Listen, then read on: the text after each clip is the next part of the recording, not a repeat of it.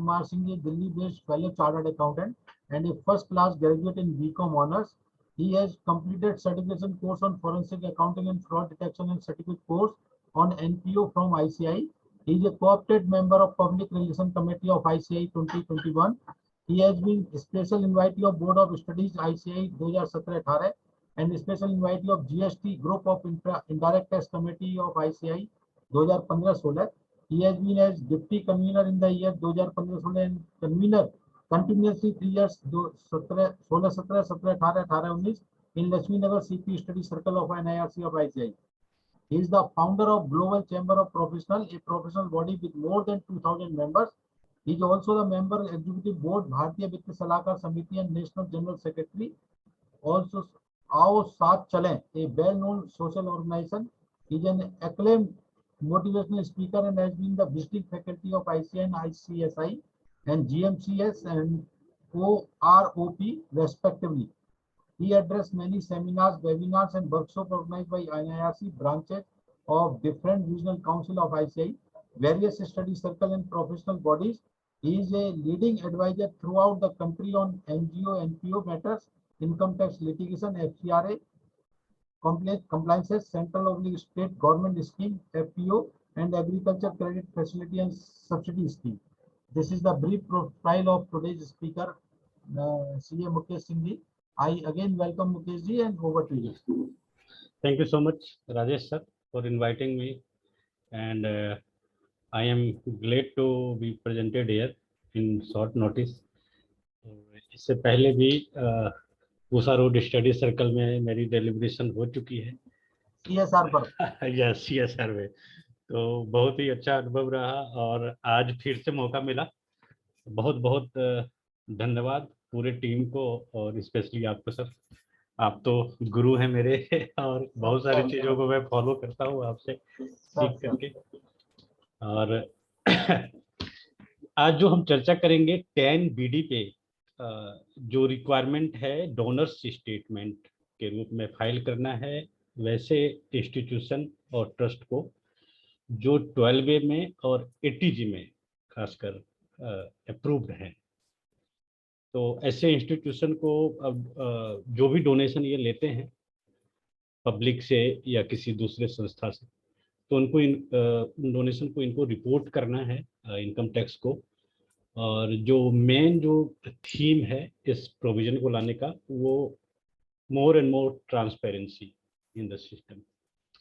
पहले क्या होते थे कि बहुत बार बोगस 80G का वो रिसीट बना करके लोग वह क्लेम कर लेते थे अपने ITR जब फाइल करते थे। तो उस समय ऐसा कोई चेक नहीं था हर एक केस में कि इसको इसके जेन्युइननेस को प्रूव कर सकें सिस्टम या डिपार्टमेंट, क्योंकि अगर इस चीज़ पे ध्यान देने लगे तो हर छोटे बड़े बहुत सारे SSC को उनको नोटिस भेजना पड़ता। तो अब इन्होंने ये बोल दिया कि एक डोनर्स स्टेटमेंट जो डोनी इंस्टीट्यूशन है जिन्होंने डोनेशन रिसीव्ड किया है 80G में वो अप्रूव्ड हैं या फिर 35 में वो नोटिफाइड है सेक्शन 35, तो उनको एक donors statement financial year and होने के बाद 31 मई ऑफ द असेसमेंट ईयर तक उनको फाइल करना पड़ेगा। उनके लिए 10BD फॉर्म इन्होंने नोटिफाई किया है और 10BD फॉर्म फाइल हो जाने के बाद इसका एक सर्टिफिकेट, जैसे TDS सर्टिफिकेट इशू करते हैं डिडक्टर, वैसे ही डोनी इंस्टीट्यूशन की एक सर्टिफिकेट इशू करेंगे, डोनेशन सर्टिफिकेट, जो 10BE में इशू करेंगे वो डोनर्स को, पर्टिकुलर डोनर को जिन्होंने डोनेशन दिया है इनको। तो इन दोनों की जो डेट है वो सर्टिफिकेट इशू करने की और 10BD फाइल करने की वो 31 मई है। बट ये जो सर्टिफिकेट इशू जो करने की बात है वो ज़्यादा प्रॉब्लम क्रिएट नहीं करने वाला है, क्योंकि जब ये 10BD जब फाइल होगा डोनर इंस्टीट्यूशन की तरफ से, तो जो डोनर हैं जिन्होंने पैन कार्ड या आधार कार्ड प्रोवाइड किया है, अपनी आइडेंटिटी प्रोवाइड करी है डोनी इंस्टीट्यूशन को डोनेशन के साथ साथ, तो उनके 26AS में ये रिफ्लेक्ट हो जाएगा। और जब वो अपना ITR फाइल करेंगे तो वहाँ से भी इंफॉर्मेशन लेकर के इसको वो अपने ITR को फाइल कर सकते हैं। तो जो 10B है, इस पर बहुत सारे क्वेश्चन हैं कि एक ही दिन डेट है तो हम फाइल नहीं कर, अगर उनको नहीं दे पाए तो क्या प्रॉब्लम आएगा।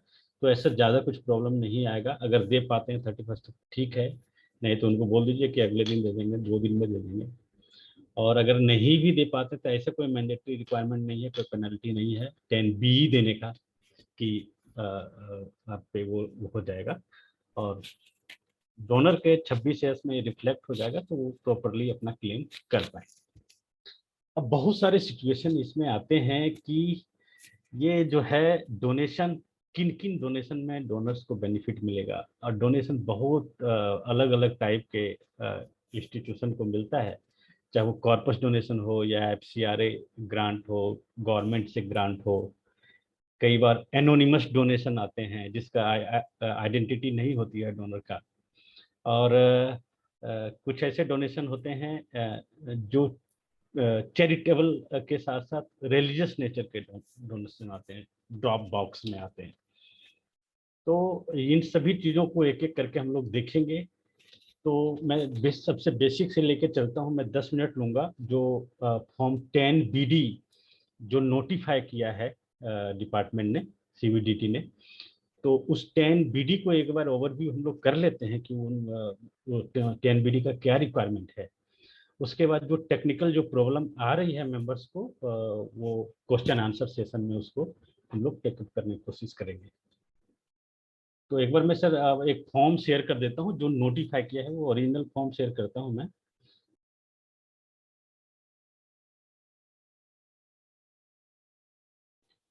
ये देख पा रहे होंगे सर? यस।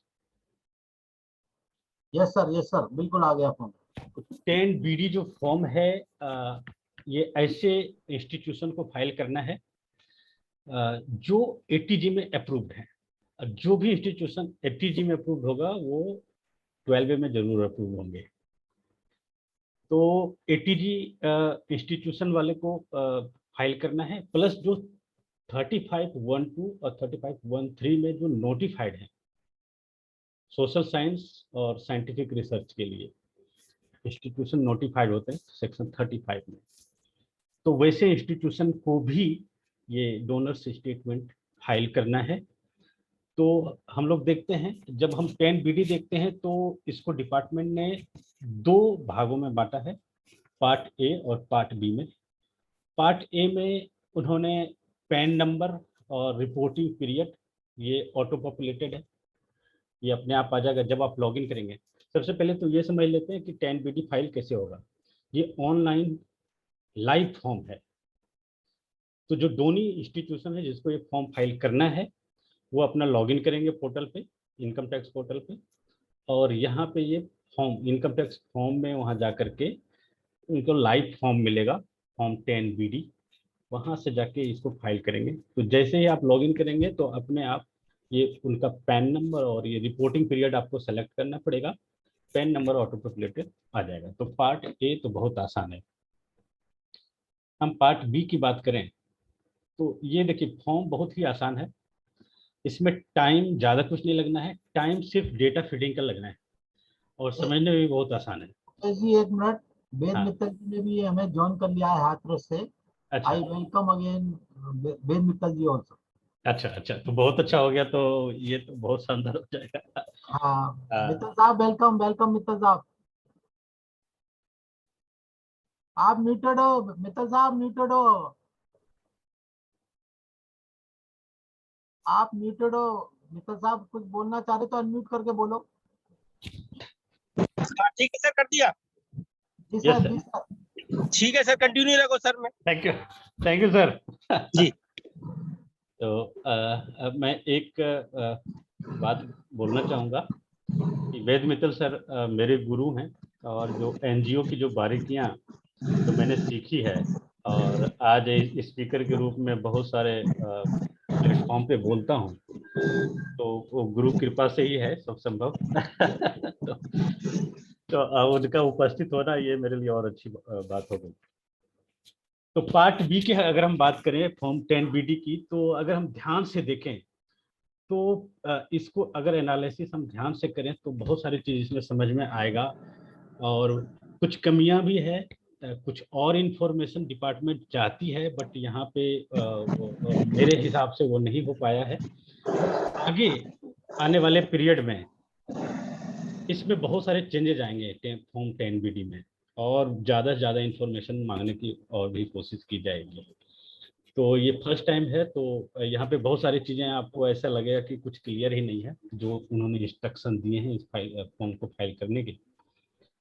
बट जो अभी अवेलेबल है उससे क्या इम्पैक्ट हो सकते हैं और कैसे क्या इंफॉर्मेशन हमें भरना है, उसको आज हम लोग देखते हैं। पहले तो सबसे पहले जो उन्होंने detail of donors and donations, इसका डिटेल मांगा है।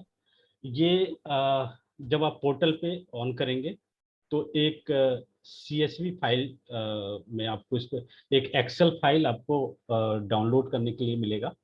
फिर उस एक्सेल फाइल में आप सारे डोनेशन का ये जो फॉर्मेट है, इसी फॉर्मेट में सब डिटेल भरना है डोनर्स का, और उसको CSV फाइल में कन्वर्ट करके उसको वापस अपलोड करना है। उसके बाद जो थर्ड पार्ट है ये वेरिफिकेशन का ये पार्ट पूरा करने के बाद आप इसको फाइल कर सकेंगे। फाइल ये डिजिटल सिग्नेचर के थ्रू होगा, तो जो ऑथराइज्ड पर्सन है इंस्टीट्यूशन के, उनका डिजिटल सिग्नेचर होना जरूरी है। ये जो आप detail of donors and donation देख रहे हैं, इसमें 25,000 डेटा फाइल किया जा सकता है, 25,000 लाइन फाइल किए जा सकते हैं एक फॉर्म में। अगर आपके पास 25,000 से ज्यादा डोनर्स हैं तो आप दूसरा 10BD फिर से फाइल कर सकते हैं। यानी कि 10BD जो है वो मल्टीपल टाइम फाइल हो सकते हैं। मान लो आपने 10BD में 10 डोनर का आपने डेटा फाइल फीड करके उसको फाइल कर दिया, आपको लगा कि 2-3 डोनर का और छूट गया, तो आप दोबारा 10BD फाइल कर दो विद इन ड्यू डेट। तो इसको आप कई बार फाइल कर सकते हैं। दूसरी बात, इस 10BD को आप रिवाइज भी कर सकते हैं। अगर कोई मिस्टेक हो गया है डेटा फीडिंग में, जैसे नाम में कुछ मिस्टेक हो गया, पेन नंबर फीडिंग में मिस्टेक हो गया, अमाउंट डालने में कुछ मिस्टेक्स हो गए, तो आप इसको रिवाइज भी कर सकते हैं। तो रिवीजन का भी ऑप्शन है। Multiple time within due date file कर सकते हैं। उसके बाद इसको अगर कुछ मिस्टेक्स है तो उसको रिवाइज कर सकते हैं। अब देखते हैं क्या क्या मांग रहे हैं। सीरियल नंबर ये मांग रहे हैं, जो 25,000 तक आप भर सकते हैं इसमें डेटा। उसके बाद unique identification number of the donor. ये यूनिक आइडेंटिफिकेशन नंबर जो है वो डोनर का, वो मांग रहे हैं कि डोनर का जो आईडी आप यहाँ प्रोवाइड करेंगे उसका नंबर क्या है, आईडी नंबर क्या है। जैसे अगर पैन कार्ड प्रोवाइड करेंगे तो पैन नंबर की बात कर रहे हैं ये, आधार कार्ड प्रोवाइड करेंगे तो आधार नंबर की बात कर रहे हैं, वोटर आईडी प्रोवाइड करेंगे तो वोटर आईडी का जो नंबर है वो यहाँ पे आपको करना पड़ेगा। आईडी कोड जो है, आईडी कोड में आपको सेलेक्ट करने का ऑप्शन देंगे। मेनली इन्होंने 2 चीजें लिखा है, पैन और आधार। पैन और आधार अगर आप प्रोवाइड करते हैं दोनों इंस्टीट्यूशन को, तब भी आपका जो डोनेशन है वो आपके 26 CS में रिफ्लेक्ट हो पाएगा, क्योंकि पैन के थ्रू तो हो ही जाएगा, और आधार भी आजकल पैन से लिंक्ड हैं सबके, तो आधार भी देंगे तो हो जाएगा। इसके अलावा उन्होंने और ऑप्शन दिया है आइडेंटिटी के लिए, डोनर्स के आइडेंटिटी के लिए। मैं थोड़ा सा नीचे जाता हूँ और आपको दिखाता हूँ। आप पॉइंट नंबर 4 में आप देख पा रहे होंगे, unique identification of the donor, one of the following shall be filled. पहला ए नंबर में आप देख पा रहे हैं, इफ पेन और Aadhaar is available, one of them आपको मैंडेटरी है अगर अवेलेबल है तो। अगर अवेलेबल नहीं है तो उन्होंने बी में बताया है, अगर आपके पास पेन या आधार अवेलेबल नहीं है तो आप इनमें से कोई एक दे सकते हैं। पेन और आधार अवेलेबल होने का मतलब है कि आपका डायरेक्टली 26 CS में डेटा रिफ्लेक्ट हो जाएगा। अगर आप राशन कार्ड देते हैं, जो यहाँ पे ऑप्शन है, राशन कार्ड देने का मतलब ये है कि आपकी डोनर्स की आइडेंटिटी तो एस्टेब्लिश हो गई। मतलब एक बार डोनर्स की आइडेंटिटी एस्टेब्लिश हो जाती है तो फिर डोनर को वो जो डोनेशन है आया है डोनर इंस्टीट्यूशन के पास, उसको एनोनिमस डोनेशन वो नहीं बोल सकता है डिपार्टमेंट आगे, जब भी कभी वो स्क्रूटनी के प्रोसेस में जाएंगे तो, या प्रोसेसिंग ITR प्रोसेसिंग के प्रोसेस में जाएंगे तो ये आधार कार्ड है, ड्राइविंग लाइसेंस है, राशन कार्ड है, वोटर आईडी है, कुछ भी अगर आइडेंटिटी यहाँ पे प्रोवाइड कर दी गई है तो उसको एनोनिमस डोनेशन नहीं माना जा सकता है। अगर आप इनमें से कोई भी उनको प्रोवाइड नहीं करते हैं कोई भी आइडेंटिटी कार्ड, तो फिर आपका जो डोनेशन है, जो दोनों इंस्टीट्यूशन के पास डोनेशन आया है विदाउट डोनेशन आइडेंटिटी, उसको एनोनिमस डोनेशन बाद में डिपार्टमेंट जो है बोल सकती है कि ये एनोनिमस डोनेशन है, और अकॉर्डिंगली उस पर रिस्क है एनोनिमस डोनेशन का, और अकॉर्डिंगली सेक्शन 115 बीबीसी का जो प्रोविजंस है वो उन पर लागू हो जाएगा। और एनोनिमस डोनेशन के केस में 100 बीबीसी में ये बताया गया है कि 1 लाख ऑफ द 1 लाख या 5% of the total donation whichever is higher, वहां तक आपका एग्जाम्प्ट है। उसके बाद जो एनोनिमस डोनेशन आते हैं उस पर 30% के हिसाब से टैक्स लगने का रिस्क है। तो ये आपको देखना पड़ेगा कि जो भी डोनर हैं आपको, उसमें से कई सारे लोगों का ये क्वेरी आ रहा है कि सर वहाँ से कोई भी आइडेंटिटी उनका प्रूफ नहीं दिया जा पा रहा है, नहीं कलेक्ट कर पा रहे हैं। तो अभी जो भी टाइम बचा हुआ है 4 दिन, तो उसमें डोनर्स का आइडेंटिटी कलेक्ट करने की कोशिश करें किसी भी तरह। नहीं करते हैं तो उनका डेटा आप इस 10BD में फाइल नहीं कर पाएंगे। उनका डेटा 10BD में फाइल नहीं कर पाएंगे तो 2 इम्पैक्ट होंगे। एक तो उनको उस डोनेशन का डिडक्शन नहीं मिल पाएगा, बेनिफिट नहीं मिल पाएगा एटीजी में डोनर को। दूसरा, वो उसको एनोनिमस डोनेशन इस्टेब्लिश कर सकती है डिपार्टमेंट, इस चीज का रिस्क रहेगा। तो आप मैक्सिमम उनसे जरूर डेटा कलेक्ट करने की कोशिश करें, उनका आइडेंटिटी। मैं फिर से ऊपर एक बार चलता हूँ।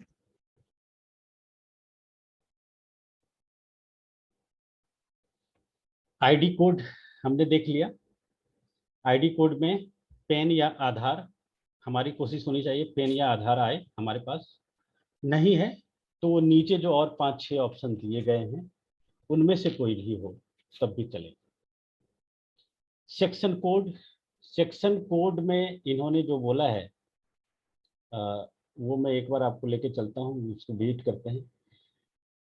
पॉइंट नंबर 3 में आप देखेंगे in section code, the section under which the donor is allowed to claim deduction for the donation need to be filed out of the following option। इसमें इन्होंने 4 ऑप्शन दिए हैं, ATG और सेक्शन 35(1)(2) और section 35(1)(3। तो ये 4 ही ऑप्शन दिए हैं। तो 4 ऑप्शन, ये जो ऑप्शन इन्होंने दिया है इससे ये पता चलता है कि ATG का जिनके पास अप्रूवल है या फिर जो 35(1)(2)(1)(3) में जो नोटिफाइड हैं, ऐसे संस्थान के लिए ही ये फॉर्म 10BD फाइल करने की जरूरत है, क्योंकि और कोई यहाँ पे ऑप्शन इन्होंने नहीं दिया है।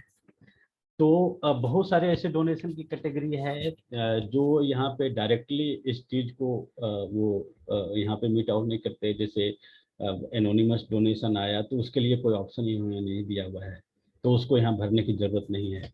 या फिर कोई ऐसा डोनेशन आया है जैसे गवर्नमेंट ग्रांट, अगर गवर्नमेंट ग्रांट आता है तो उनको ATG का बेनिफिट से कोई लेना देना नहीं होता है, 35 से कोई लेना देना नहीं होता है। बट स्टिल उसका ऑप्शन दिया गया है कि आप जो फाइल कर रहे हैं, जो डोनेशन आपको मिला है वो किस कैटेगरी में है, गवर्नमेंट स्पेसिफिक ग्रांट के कैटेगरी में है, कॉर्पस के कैटेगरी में है, या नॉर्मल डोनेशन के कैटेगरी में है। बट यहाँ पे जो सेक्शन कोड इन्होंने दिया है ये थोड़ा सा कंफ्यूज करता है कि यहाँ पे सिर्फ ATG का ऑप्शन है या फिर सेक्शन 35(1)(2)(1)(3) का ऑप्शन है। तो कोई भी ग्रांट अगर मिल रहा है जो नॉर्मल जो ATG 12A वाले संस्था हैं, तो उनके लिए फिर क्या होगा। तो ये सारी बातें अभी धीरे धीरे करके क्लेरिफाई होना बाकी है, ये होंगे अभी क्लेरिफाई। उसके बाद नेम ऑफ डोनर, डोनर का नाम, एड्रेस ऑफ डोनर, डोनर का एड्रेस आपको लेना पड़ेगा। पैन कार्ड ले रहे हैं तो पैन कार्ड के साथ साथ आपको एड्रेस अलग से आपको लेना पड़ेगा डोनर से। डोनेशन टाइप, डोनेशन टाइप में अगर आप देखेंगे तो डोनेशन टाइप में इन्होंने जो बोला है मैं आपको लेके चलता हूँ। डोनेशन टाइप में one of the following need to be selected, corpus, specific grant और अदर। अगर आपका कॉर्पस डोनेशन है तो कॉर्पस वाला सेलेक्ट करके उसको आप वो करेंगे। कोई स्पेसिफिक ग्रांट है, जैसे आप सेक्शन 35(1)(2) या 1(3) में अगर आप नोटिफाइड है तो वहाँ पे गवर्नमेंट की तरफ से वैसे इंस्टीट्यूशन को भी मिलता है ग्रांट। नॉर्मल जो 80G में जो नोटिफाइड है उनको भी गवर्नमेंट की तरफ से ग्रांट मिलता है। या स्पेसिफिक कोई आपको कोई ग्रांट या तो गवर्नमेंट की तरफ से है या फिर कंपनी की तरफ से है या किसी भी टाइप के जो अथॉरिटी हैं उनके तरफ से हैं। तो अगर उस तरह का कोई स्पेसिफिक ग्रांट अगर आता है तो आप इसको सेलेक्ट करके, स्पेसिफिक ग्रांट सेलेक्ट करके आप उसको फाइल करेंगे। अदर्स वाला जो कॉलम है इसमें जो नॉर्मल डोनेशन है, स्पेसिफिक ग्रांट और कॉर्पस वाले डोनेशन को छोड़ के जो नॉर्मल डोनेशन है, वॉलंटरी कंट्रीब्यूशन, उसको आप ये सेलेक्ट करके फाइल करेंगे। मोड ऑफ रिसीट, आप किस मोड में आप डोनी इंस्टीट्यूशन ने रिसीव किया है, कैश में, काइंड में, इलेक्ट्रॉनिक मोड में, बैंक या चेक के थ्रू, या फिर किसी अदर मोड में उसको रिसीव किया है। कैश में रिसीव किया है तो कैश का डोनर्स के लिए एक रिस्ट्रिक्शन है कि 2000 से ज़्यादा अगर आप डोनर कोई डोनेशन देता है तो उसको 2000 से ज़्यादा 80G का कोई बेनिफिट नहीं मिलेगा। बट डोनी के लिए रिस्ट्रिक्शन एज सच 2000 का नहीं है। डोनी इंस्टीट्यूशन जो रिसीव कर रहा है, अगर कोई 10,000 भी कैश देता है तो वो रिसीव कर सकता है, बट देने वाले को उसका बेनिफिट नहीं मिलेगा, है ना। 2 लाख रुपए तक रिसीव डोनी इंस्टीट्यूशन कर सकते हैं, ऐसा नहीं है। बहुत सारा ये कंफ्यूजन है कि 2 से ज्यादा ले ही नहीं सकते, कैश में ले सकते हैं, देने वाले को कोई बेनिफिट नहीं मिलेगा। काइंड में, अगर काइंड में डोनेशन आता है तो जो 80G का जो प्रोविजन है वहां पे तो ये बोलते हैं कि आप बैंकिंग चैनल के माध्यम से ही दें, या फिर कैश दे रहे हैं तो 2000 तक। काइंड में देने की कोई बात नहीं की गई है। अगर काइंड में कोई डोनेशन आता है और उस डोनर का आप यहाँ पे डिटेल भरना चाहते हैं, उनकी आइडेंटिटी आपके पास है, तो आपको उसको मॉनेटरी वैल्यू में कन्वर्ट करना पड़ेगा। काइंड में कोई डोनेशन आता है तो आप उसको मॉनेटरी वैल्यू में कन्वर्ट कर लें, और एक रीजनेबल वैल्यू होना चाहिए। इस पे कोई गाइडलाइंस, कोई इंस्ट्रक्शन, कोई मतलब एडवाइस नहीं है कि किस रेट पे और किस तरह से। उन्होंने बोला रीजनेबल बेसिस पे आप मॉनेटरी वैल्यू में कन्वर्ट करके आप डाल सकते हैं। मुकेश जी, मैं यहाँ एक अपडेट कर दूं यस कि सर। आजकल मंदिरों में ना एक सिस्टम चला दिया है कि हम्म यदि आप कोई आइटम दे रहे हैं हम्म तो वो जब रिसीव करते हैं तो आपसे ना लिखवाते हैं कि इसकी वैल्यू क्या है। हाँ हाँ हाँ हाँ, वो होना ही वो चाहिए। वो डोनर से वैल्यूएशन करवा रहे हैं। हाँ हाँ हाँ, तो यहाँ पे तो देखिए जो सही चीज है, अगर कोई डोनेशन आ रहा है काइंड में। I am just asking. Yes sir. Rajesh ji, अभी आपने कहा कि वो जो काइंड में डोनेशन है उसको, वो उसकी valuation has to be done by some expert और by independent self attestation by the donor. ये सिंह साहब बताएंगे। देखिए सर, इसके ऊपर भी कुछ ऐसा साफ साफ नहीं कहा गया है कि डोनेशन को एक्सपर्ट के द्वारा से आप वो कराएं, बट केस टू केस चीजें मैटर करेगा। अगर कोई ऐसा डोनेशन इन काइंड है जो काफी वैल्यूएबल है, जैसे लैंड, इमूवेबल प्रॉपर्टी, हाँ इमूवेबल प्रॉपर्टी है, या फिर सोने का बिस्किट किसी ने दे दिया, बुलियंस दे दिए आपको, तो वैसे केस में क्या होता है, जैसे बुलियंस हैं, सोने का बिस्किट आपको किसी ने दे दिया, तो वहां पे तो कंडीशन ये है कि 12 महीने के अंदर अंदर उसको आपको जो सेक्शन 11(5) में मोड ऑफ इन्वेस्टमेंट है उस मोड में आपको कन्वर्ट करना पड़ेगा। तो उस मोड में या तो उसको बेच के कन्वर्ट कर दीजिए, या फिर उसको आप बेचेंगे कैसे, उसका वैल्यूएशन जब होगा तभी। तो इस तरह का जो हाई वैल्यू का चीजें हैं उसको वैल्यूएशन अथॉरिटी से कराना सही रहता है, बट ऐसा कोई मैंडेटरी गाइडलाइन नहीं है कि आपको कराना ही है। अब छोटे मोटे 1 किलो मतलब 1 बोरी चावल का दे दिया कि आप खाना खिलाना जी, तो उसका आप एक रीजनेबल प्राइस बेसिस पे आप उसका वैल्यूएशन करके यहाँ पे दे सकते हैं, तो दिक्कत नहीं। But I have a small query. हाँ इफ अभी आपने बोला कि वो जो बुलियन या गोल्ड में दिया है उसको हाँ कन्वर्ट करके 11(5) की रिक्वायरमेंट को रखते हुए हाँ we have to mandatorily sell it and then do it in a specified mode as given in 11.5. 11.5 में जो मोड है ना मैं ये कहता हूँ सर, पॉइंट हाँ अब किसी के पास गोल्ड आ रहा है किसी ट्रस्ट के पास, हाँ हाँ and they have a specified objective कि उसको मान लो उन्होंने उसका छतर बनाना है या कुछ और करना है, हाँ हाँ जो कि नॉर्मली देखा भी गया है, हाँ। तो वो इन्वेस्टमेंट को अंडर ना क्लासिफाई करके हाँ हाँ कहीं और क्लासिफाई करके, कैन वी नॉट से कि that is a we can continue to hold in same form? ना उसमें हमें देखना है, उसमें दो चीजें देखिए, प्रैक्टिकली अगर हम जाएं तो दो तीन प्रॉब्लम आ सकती है। मान लो एक प्रैक्टिकल सिचुएशन को अगर हम देखें तो दो तीन प्रॉब्लम यहाँ पे क्या आती है उसको हम एड्रेस करते हैं थोड़ा सा। मान लो एक गोल्ड का बिस्किट मार्च महीने में हमें डोनेट कर दिया गया। लॉ कहता है कि जिस दिन डोनेशन आया उस दिन से 12 महीने के अंदर अंदर उसको मोड ऑफ इन्वेस्टमेंट जो 11.5 है उसमें कन्वर्ट करना है, क्योंकि जो बुलियन है वो मोड ऑफ इन्वेस्टमेंट में नहीं है। करेक्ट। तो 12 महीने का टाइम है उसको कन्वर्ट करने को, वो अलग मैटर है। बट ये जो फॉर्म 10 BD है वो हमें 31 मई तक भरने हैं, जो 3 महीने ही होते हैं। तो वैसे केस में अगर इस तरह का कोई प्रैक्टिकल सिचुएशन आ जाता है आपका, तो यहाँ पे उसको वैल्यूएशन कराने की आवश्यकता होगी, क्योंकि उसमें तो वैल्यू ही डालना पड़ेगा, 10 BD में मॉनेटरी वैल्यू डालना पड़ेगा, है ना, क्योंकि वो काइंड में है, इन काइंड। तो वो चीजें अब केस टू केस हम लोगों को देखना पड़ेगा। आपका जो क्वेश्चन था कि उसका एक छत्तर बना करके ज्वेलरी में डोनेशन दिया जा सकता है, कोई दिक्कत नहीं है। अब उसमें क्या है, लॉ में ये बोला गया है कि अगर कोई ऐसा प्रॉपर्टी में डोनेशन दे दिया जाता है जिसको ये बोला जाता है कि आप इसको अप्लाई कर दो। मान लो किसी ने ज्वेलरी दे दिया डोनेशन एक मंदिर को, जहाँ पे भगवान जी को उस मंदिर को ज्वेलरी को पहनाना है, तो अप्लाई कैसे होगा वो?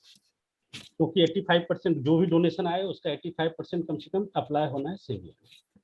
वैसे केस में क्या होगा, ज्वेलरी ने भगवान जी के लिए दिया है तो भगवान जी को आपने पहना दिया वो ज्वेलरी, तो वो अप्लाई हो गया, उसके पर्पस पूरे हो गए।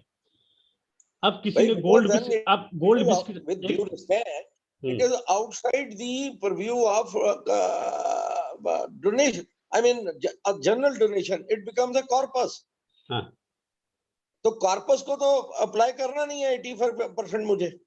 नहीं, कॉर्पस तभी होगा जब डोनर्स एक स्पेशल इंस्ट्रक्शन के साथ देगा डोनेशन। अरे मैं सर यही तो बात कह रहा हूँ ना, माई पॉइंट इज कि अगर कोई मान लो वो देता है विद अ स्पेसिफिक डायरेक्शन कि that it is to be used for the purposes of, let us say Bhagwan जी का छतर बनाना है या भगवान जी की कोई उसकी ड्रेस बनानी है। अगर गोल्ड बिस्किट आ गया विद स्पेसिफिक डायरेक्शन तो उसमें दोनों लॉ लागू होंगे। एक तो 12 महीने के अंदर उसको कन्वर्ट कराना है, दूसरा स्पेसिफिक डायरेक्शन के साथ वो आया है तो ऐसे ही एग्जम्प्ट है ना, सेक्शन 11(1)D में। उसको बैलेंस शीट में आप कितने में ले जाएंगे उसके लिए वैल्यूएशन कराना पड़ेगा। तो मैं जवाब दे दूं इसका? Yes sir. सर अभी जो आपका क्वेश्चन था वो क्वेश्चन था रिलीजियस ट्रस्ट के केस में ही गोल्ड वगैरह की ज्वेलरी आती है। यदि उसने स्पेसिफिक डायरेक्शन के केस में दिया हुआ है तो वो कॉर्पस हो जाएगा। यदि उसने इनडायरेक्ट यदि कोई डायरेक्शन नहीं दिया तो वो वॉलंटरी डोनेशन हो जाएगा। और जो रिलीजियस ट्रस्ट के केस में यदि स्पेसिफिक डायरेक्शन भी नहीं है वो अनोनिमस डोनेशन में आ जाएगा, जो वहां पे फ्री है। तो किसी तरह की कोई इशू नहीं है इसमें सर। करेक्ट जी सर, कंटिन्यू सर। वो तो उसके प्रीव्यू के 85% के प्रीव्यू के से बाहर हो गया ना सर। हाँ, जनरली इसमें क्या होता है, जो अनोनिमस डोनेशन की वाली जो स्थिति होती है ना, तो जैसे हम एग्जाम्पल ले लेते हैं, जैसे उसका मंदिर है आंध्र प्रदेश में, मंदिर है बालाजी का, वो बहुत सारी वहाँ एक प्रथा है कि अगर आपकी जैसे मनोकामना पूरी होती है तो लोग वहाँ गोल्डन ज्वेलरी अपने पूरे दे देते हैं डोनेशन में। तो उसमें जो 85% का नहीं है, और दूसरे दूसरा लॉ में ये भी दिया हुआ है अभी जैसे बीच में आया था कि जैसे कोई गोल्ड ज्वेलरी है तो गोल्ड ज्वेलरी को भी 11(5) की कैटेगरी में इन्होंने शामिल कर लिया है अगर इस तरह की कोई सिचुएशन आती है। तो एक तरफ तो आपने इनकम ले ली, दूसरी आपकी वो एप्लीकेशन ऑफ फंड माना जाता है 11(5) में। सर चार बातों पे ध्यान देना पड़ेगा जो मुझे लगता है अगर गोल्ड ज्वेलरी आ गया तो। जी, पहला तो ये कि वो अगर एनोनिमस है तो चैरिटेबल पर्पस वाले जो ट्रस्ट हैं वहां पे एनोनिमस सारे एग्जेम्प्ट है, तो टैक्सेशन का कोई इश्यू नहीं है। अब वो गोल्ड ज्वेलरी जो आया है उसको अकाउंट में लेना है तो उसका वैल्यूएशन करना पड़ेगा। हाँ तो बिल्कुल, हाँ बिल्कुल। वैल्यूएशन कर लेंगे तो ये दूसरा जो है वैल्यूएशन का मैटर आएगा। तीसरा, अगर वो बुलियन के फॉर्म में है तो उसको कन्वर्ट करना है विद इन 12 मंथ। भले ही वो एग्जम्प्ट हो जाए बट उसको कन्वर्ट करना ही है विद इन 12 मंथ। बुलियन के फॉर्म में आ गया, ज्वेलरी के फॉर्म में आया तो कोई टेंशन नहीं। मैं यहाँ एक चीज आपसे ये दोबारा क्लैरिफिकेशन चाहता हूँ। जस्ट नाउ यू सेड कि भाई अगर बुलियन में आया तो उसको कन्वर्ट 12 महीने में करना ही पड़ेगा। तो वो अगर मैं यही कह रहा हूँ सर, दोबारा बोल रहा हूँ कि if it has come, if it has been donated with a specific direction, तब भी करना पड़ेगा। Use for the let us से dress of a Tirupati ji or some other god, why should I get that converted into or sell it that? नहीं, आप उसको dress बना देते हैं और भगवान जी को पहना देते हैं तो अप्लाई हो गया, कोई दिक्कत ही नहीं है। करेक्ट। बट 12 महीने से ज्यादा अगर उसको आप रखते हैं, लॉ तो यही बोलता है अगर 12 महीने से ज्यादा उस बुलियन को रख लेते हैं, भले ही वहां पे इंस्ट्रक्शन है कि इसका ड्रेस बनाया जाएगा भगवान जी का, बट 12 महीने के अंदर अंदर अगर उससे ज्यादा रखना पड़ रहा है तो उसको कन्वर्ट करना होगा, नहीं तो लॉ का कंप्लायंस नहीं हो पाएगा। अगर 12 महीने के अंदर अंदर ही उसको आप ड्रेस बना के पहना तो कोई दिक्कत ही नहीं है, वो तो कन्वर्ट हो गया अपने आप। नेक्स्ट चलते हैं सर प्लीज। तो काइंड की बातें हमने कर ली, कैश की बातें कर ली, और इलेक्ट्रॉनिक मोड में अगर कुछ आ रहा है जैसे ऑनलाइन ट्रांसफर आजकल हो जाते हैं, यूपीआई के थ्रू हो जाते हैं, बैंकिंग चैनल के थ्रू हो जाते हैं, तो उस तरह का है तो वो आपको यहाँ पे मेंशन करना पड़ेगा। एंड इसके अलावा किसी और कैटेगरी में अगर आता है मोड में तो वो यहाँ पे हमें मेंशन करना चाहिए। Next, amount of donation. Amount of donation में क्या अमाउंट आया है वो देखना पड़ेगा। अब यहाँ पे वैल्यूएशन की बात आती है, अगर इन काइंड आ गया तो उसको कन्वर्ट करके मॉनेटरी टर्म में यहाँ पे अमाउंट ऑफ डोनेशन लिखना पड़ेगा। अगर फॉरेन से डोनेशन आ रहा है तो फॉरेन से डोनेशन आ रहा है तो दो चीजें आपको देखना है कि एफसीआरए का रूल्स और जो प्रोविजन है वो भी फॉलो हो रहे हैं साथ साथ, और जो फॉरेन से डोनेशन आया और डॉलर में आया, फॉरेन करेंसी में आया, तो उसको जिस दिन वो यहाँ इंडिया में आ रहा है उस दिन का जो एक्सचेंज रेट है उस एक्सचेंज रेट में उसको कन्वर्ट करके यहाँ पे अमाउंट ऑफ डोनेशन को दिखाना पड़ेगा। तो ये इंडियन रुपीज यहाँ पे देखिए लिखा हुआ, इंडियन रुपीज में ही दिखाना है, आप डॉलर में नहीं दिखा सकते। उसके बाद ये उन्होंने वेरिफिकेशन के लिए बोला है, वेरिफिकेशन करने के बाद प्रीव्यू का ऑप्शन आएगा, प्रीव्यू कर लीजिए, सब कुछ सही है तो सिग्नेचर सबमिट कीजिए। सिग्नेचर डिजिटल सिग्नेचर के थ्रू ही हो पाएगा।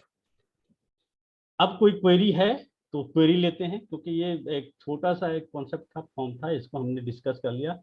अब इसके बहुत सारे कंफ्यूजन और क्वेरी हैं तो उसको अब हम query, at the end of this declaration, the person who is signing it says that I am competent to file the form and verify it. Could you clarify who all are competent to verify file and form? Sir competent तो एक तो जो जिसको authorise किया है board ने, वो board में से कोई मेंबर भी हो सकते हैं, प्रेसिडेंट हो सकते हैं, सेक्रेटरी हो सकते हैं, या इसके अलावा भी जो मैनेजर हैं उनको भी ऑथराइज किया जा सकता है।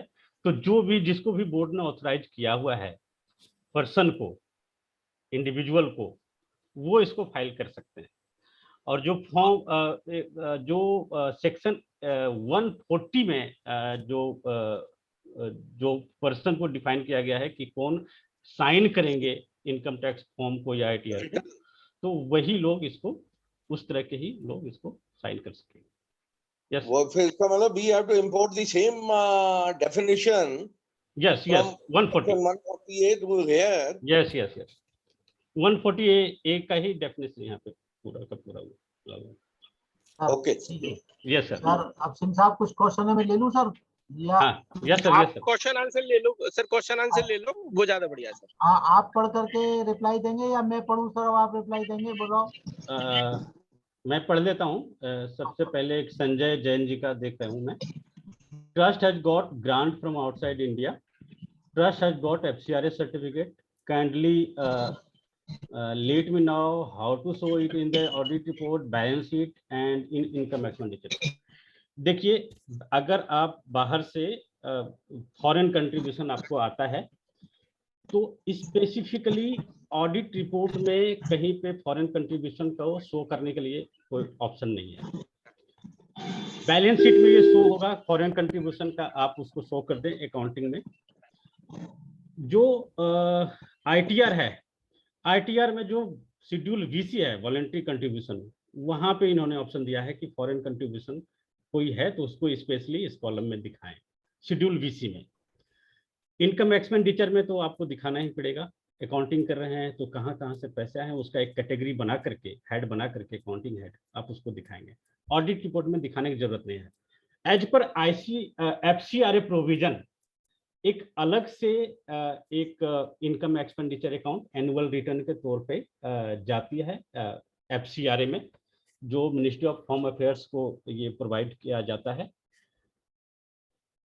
असेसमेंट ईयर के 31 December of the assessment year इसको एनुअल रिटर्न फाइल किया जाता है FC4 फॉर्म में।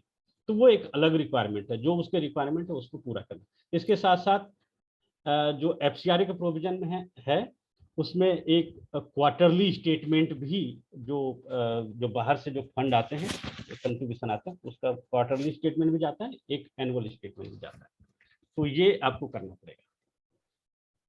दूसरा क्वेश्चन अगर मैं लूं, sir in financial year 21-22 one orphanage received more than 400 donation from 500 से 2000 के बीच, 20,000 के बीच में, but the donee address, PAN, Aadhaar was not taken by the trust.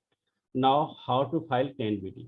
ऐसे केस में आप 10BD में इनका अगर कोई भी आइडेंटिटी डोनर की आपके पास नहीं है तो फिर और कैश में आप ले रहे हैं तो फिर आप यहाँ 10BD में आप उसको नहीं दिखा पाएंगे। अब ये डिपार्टमेंट का कॉल होगा कि जब वो इसको प्रोसेस करेंगे आपके ITR को या फिर स्कूटी में कैसे जाएगा तो उसको ये एनोनिमस डोनेशन कंसीडर कर। और ये जो फॉर्म 10BD जो आया है तो इसमें एक पर्पस इनका ये भी है कि ये एनोनिमस डोनेशन जो हम लेते हैं और डोनर्स का कोई आइडेंटिटी हमारे पास नहीं है तो वो उसको ये एस्टेब्लिश करके उस पर भी टैक्स लगाना। तो अगले साल ये फॉर्म थोड़ा और अलग नए रूप में आने वाला है और इससे सारा कुछ क्लियर हो जाएगा। और Correct. I think that is how the department is going to cross verify and check anonymous donations. Yes, sir. Yes. Which yes. still is coming a very reasonably a good chunk of the total donation being received by the trust. Yes, sir. Next question में लेता हूँ, whether fund received for CSR project to be filed in 10BD and which type of donation, I mean corpus, specific or other। तो मेरे हिसाब से तो CSR का जो डोनेशन आता है उसको आप स्पेसिफिक ग्रांट वाला जो ऑप्शन है उसमें आप डाल करके और जो डोनर है उनका आइडेंटिटी प्रोवाइड करके आप उसको फाइल करें। Is CSR receipt form have to be form 10BD। Yes, CSR receipt कर रहे हैं तो 10BD फाइल करें स्पेसिफिक ग्रांट के अंदर। Shipra Khatri, while filing the form 10BD name is wrongly written but PAN is correct, है ना। Now donor want to get it corrected। हाँ, इसको रिवाइज कर सकते हैं। अगर आपका कुछ नेम में कोई मिस्टेक हो गया है तो इसको रिवाइज किया जा सकता है, तो इसमें कोई दिक्कत नहीं है, आप फिर से रिवाइज करके अपलोड कर सकते हैं। जब रिवाइज करने जाएंगे तो फॉर्म 10 BD में जब आप लाइव फॉर्म देखेंगे तो उसमें प्री एक्नॉलेजमेंट नंबर का एक ऑप्शन आता है। प्री एक्नॉलेजमेंट नंबर, जब आप ओरिजिनल फॉर्म फाइल कर रहे हैं तो वहां पे कुछ भी नहीं डलेगा, वो ब्लैंक रह जाएगा वो ऑप्शन। अब जब रिवाइज करेंगे तो जो ओरिजिनल नंबर का जो एक्नॉलेजमेंट नंबर आया, ओरिजिनल फॉर्म जो आपने फाइल किया था, तो वो वाला acknowledgement number pre acknowledgement number में वहां पे जाके आपको डालना पड़ेगा।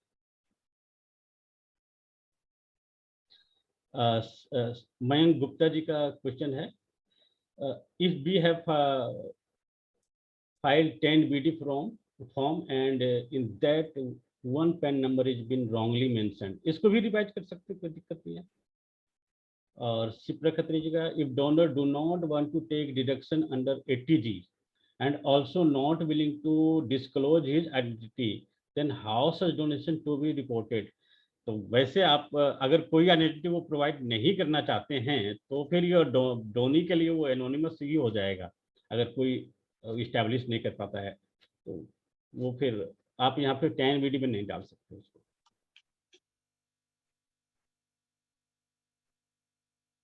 Mayank Gupta ji, how it can be revise if PAN number is wrongly submitted, ये बता दिया हमने। कैन CSR रिसीव्ड हम have to file BD? Yes, file करेंगे आप स्पेसिफिक डोनेशन वाले में। Amit Kumar Gupta, donation not having identity of donor, in that case can be transferred to anonymous donation in financial statement? Financial statement में आप उसको categorise करना चाहें तो आप एनोनिमस डोनेशन में ही कैटेगराइज होगा। अगर कोई आइडेंटिटी आपकी नहीं है तो एनोनिमस ही डोनेशन ही वो होगा। बट एक केस आता है सर, मैं वेद मित्र सर, मैं आपसे भी वो कहना चाहूंगा कि जी कोई भी आइडेंटिटी प्रोवाइड नहीं किया गया है डोनर की तरफ से, जी बट उसने ट्रांसफर किया है बैंकिंग चैनल के थ्रू, तो ऐसे केस में क्या करना चाहिए? और वो ट्रस्ट नहीं हो पा रहा है कि कौन किसने किया। आजकल तो गेटवे होता है उनके वेबसाइट पे, आप देखिए जो वहाँ फॉर्म पे जाकर नंबर के- 10 BD जो बनाया है वो पर्टिकुलर जी हाँ, तो वहाँ पे क्या आपका राय है? देखिए फॉर्म नंबर 10 BD में जब तक अपने पास में पूरी इंफॉर्मेशन नहीं होगी, मीन्स उसका पैन नंबर या आधार या और भी जो सब्स्टिट्यूट है, नेम, एड्रेस, अमाउंट, जब तक आप पूरा फॉर्म नंबर BD नहीं भर सकते। अब कुछ गेटवे ऐसे, जैसे कुछ NGO के अपने गेटवे होते हैं जहाँ की पैसा पूरा ऑनलाइन आता है, केवल नाम। इसमें सबसे पहले एक क्वेश्चन उठता है, क्या ये इस तरह के डोनेशन एनोनिमस डोनेशन कहलाएंगे या नहीं?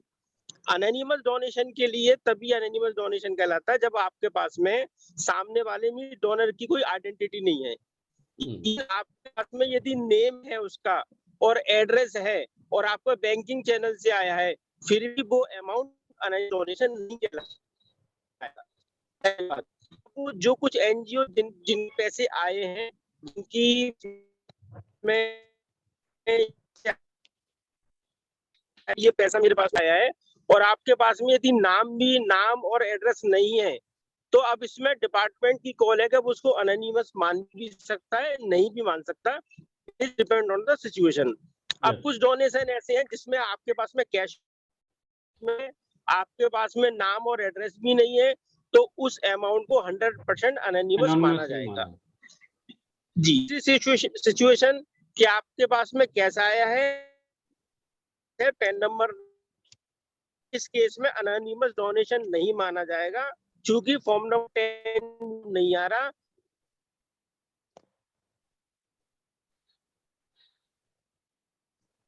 सर का आवाज प्रॉपर नहीं आ पा रहा है, तो मैं नेक्स्ट क्वेश्चन लेता हूँ। संजय लाभ जी का है, is any proof of donor required to upload? कोई भी प्रूफ ऑफ डोनर रिक्वायर्ड नहीं है अपलोड करने के लिए। रिक्वायर्ड इतना है कि उनका जो आइडेंटिटी प्रूफ है वो आपके पास होना चाहिए और उनका जो डिटेल है वो 10 BD में जाएगा, कुछ अपलोड करने की जरूरत नहीं।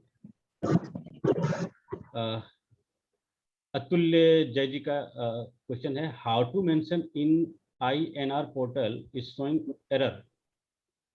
INR पोर्टल ये क्या बोल रहे हैं समझ में आ रहा है, एक बार और क्लियर करेंगे तो इसको ले लूंगा मैं बाद में। Bhavna Garg ji, nil form 10 BD is to be filed और non? To avoid per day penalty. देखिए नील फॉर्म अगर कोई भी डेटा प्रोवाइड नहीं कर रहे हैं तो वो सिस्टम ले ही नहीं रहा है, इस बार फॉर्म फाइल नहीं हो पा रहा है वो। बट आगे हो सकता है इसको फाइल, नील को भी फाइल मैंडेटरी करें वो, बट इस बार अभी फाइल करने की जरूरत नहीं है, सिस्टम नहीं ले रहा है। Sir, it is required to give information of all donation received in cash, either in large value or small value. देखिए अगर कैश में डोनेशन रिसीव कर रहे हैं और डोनर की आइडेंटिटी आपके पास है तो वो चाहे वो स्मॉल है या लार्ज है, आपको वहां पे डालना ही पड़ेगा 10BD में, आइडेंटिटी होनी चाहिए। कैश में कर रहे हैं, बैंक से कर रहे हैं, वो मैटर नहीं करता। आशीष गर्ग जी, in case of Dharmshala, trust receive amount for room rent and the donor don't want to claim deduction ATG, but their Aadhaar number is available with the trust, whether this their detail। देखिए अगर धर्मशाला चला रही है trust और वो rent receive कर रही है तो वो डोनेशन थोड़ी ना हुआ। रेंट अगर रिसीव कर रही है धर्मशाला, और देखिए कई सारा प्रैक्टिकली क्या हो रहा है, धर्मशाला में जो रूम बुक होता है तो वहां पे वो 80G वाला डोनेशन का वो रिसीट इशू कर देते हैं। अगर वैसा मैटर है, उसको अगर आप डोनेशन ट्रीट कर रहे हैं तब तो आपको डालना है। अगर आप उसको रेंट ट्रीट कर रहे हैं, रेंट ले सकती है धर्मशाला, कोई दिक्कत नहीं है, तो फिर वो डोनेशन नहीं है, 10BD में नहीं जाए। हेलो, मेरे पास यस, निर्मला बोलना चाह रहे हैं सर कुछ? ये ना 10BD फाइल कर रहे हैं तो वो जो INR रुपीज भर रहे हैं तो वो बार बार INR में वैल्यू भरो, तो INR वैल्यू कैसे भरनी है?